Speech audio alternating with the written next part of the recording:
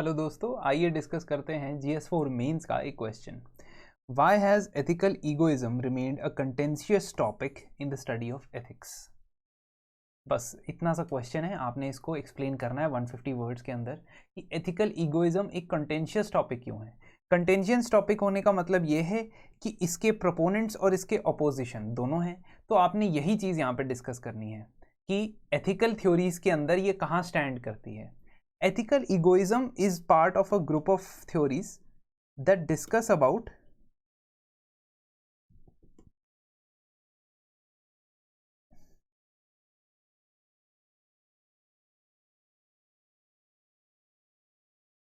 Teleology. Teleology के अंदर क्या होता है कि आप किसी भी एक्ट को एथिकली इस बेसिस पे जज करते हो कि उसका आउटकम क्या है। अब वो अलग अलग टेलियोलॉजिकल थ्योरीज आपको उसके आउटकम्स के बारे में बताती हैं कि कौन सा आउटकम आपने एम करना है, जिस के हिसाब से आप बताएंगे कि ये पर्टिकुलर एक्शन एथिकल है या अनएथिकल है। तो इसका मतलब आउटकम बेस्ड है ये।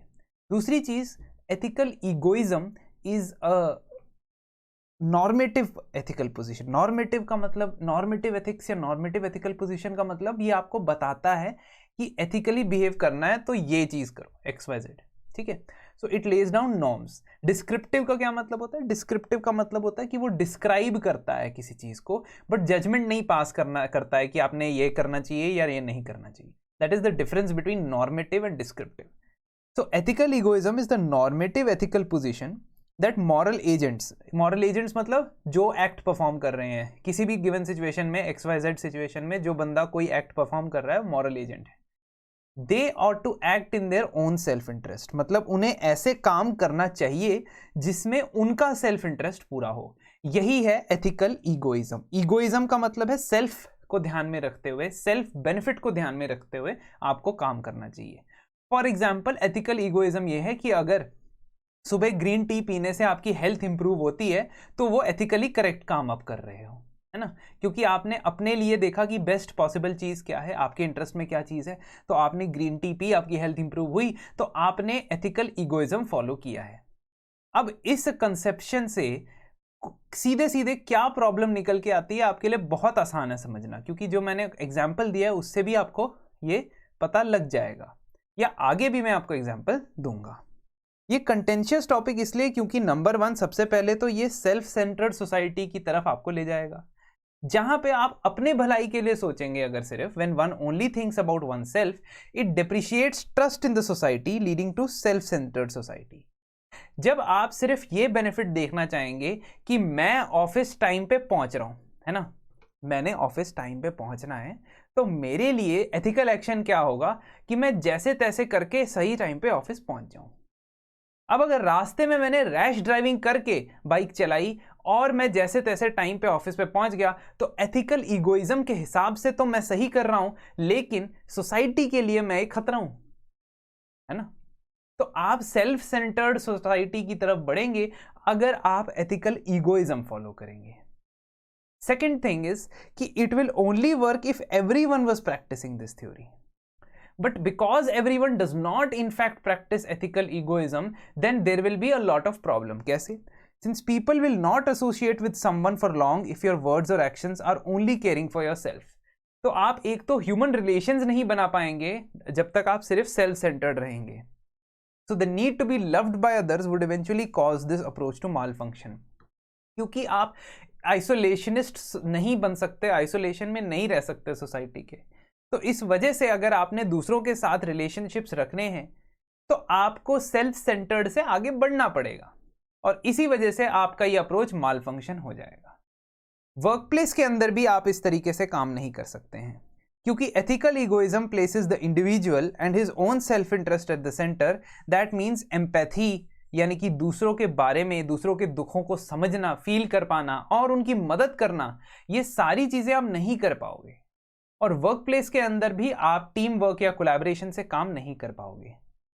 इम्पार्शियलिटी के प्रिंसिपल से भी ये आपको वंचित रख देता है। It goes against the principle of impartiality. How? When someone keeps themselves and their benefits above everyone else, you cannot expect that person to work in an impartial manner. अगर मान लो कोई जज है और वो एथिकल ईगोइज्म फॉलो करता है, तो क्या वो सही काम करेगा? जरूरी नहीं है। हो सकता है अगर उसने अपनी जॉब रखनी है, नौकरी रखनी है, तब तो ठीक है ना। If you have to keep your job, that is why you are giving good judgement, तो ये एथिकल ईगोइज्म आप कर रहे हो।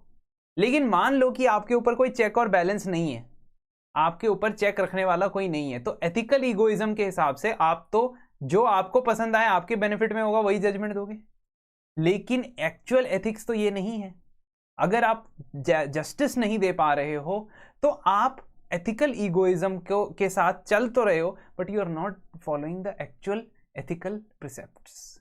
इस वजह से एथिकल ईगोइज्म में जब आपके ऊपर कोई गलत कॉन्सिक्वेंस नहीं है या आपके ऊपर कोई नेगेटिव कॉन्सिक्वेंस नहीं है, तो आप कुछ भी कर सकते हो। यही तो बात है, और ये बात गलत है। It would also create a disintegrated society. तो सोसाइटी का पूरा जो बैलेंस है वो काम में नहीं आएगा, क्योंकि सोसाइटी तभी चलती है अगर लोग अपने साथ साथ दूसरों के बेनिफिट के बारे में भी सोचते हैं। तो मैंने आपको वो रैश ड्राइविंग वाला एग्जांपल दिया था, बिल्कुल इसके लिए सफिशिएंट, बढ़िया है। इट ऑल्सो रिपुडिएट्स एंशिएंट मॉरलिस्टिक प्रिसेप्ट्स, यानी कि एंशिएंट टाइम से चलते आ रहे जो हमारे कल्चरल वैल्यूज है, चाहे वो निष्काम सेवा की वैल्यू हो जो भगवत गीता के अंदर सेल्फलेस सर्विस की वैल्यू है, या इससे भी आगे मैं कहूं तो without looking at the outcome, जो आपने कर्म करना है उस काम के लिए जो आपको एथिकली मोटिवेट किया जाता है भगवत गीता में, या इस्लामिक एथिक्स में जिसमें आप चैरिटी डोनेशंस को एक बहुत बड़ा पार्ट मानते हैं इस्लाम का, इसको ये सारी की सारी एथिकल इगोइज्म जो है वो निगेट कर देता है। तो इसका मतलब कि इवन अगर हम शास्त्रों की या अपने एथिकल मॉरल सोर्सेज के हिसाब से जाएं तो भी एथिकल इगोइज्म जो है वो सही नहीं है। So finally what we need to do is that up to some extent ethical egoism must be followed, but single mindedly personal gratification के लिए काम करना, ये जो egoism है ये बिल्कुल ही गलत है। आपको इसे एथिक्स का एक कंपोनेंट समझ के कुछ हद तक इस्तेमाल करना चाहिए, बट इसे एक मॉरल प्रिसेप्ट समझ के या मॉरल कमांड समझ के नहीं चलना चाहिए कि मैं वही करूंगा जो मेरे लिए बेनिफिशियल होगा। इस तरीके से आप इसे कंक्लूड करेंगे और आपका आंसर काफी बेहतर बन जाएगा।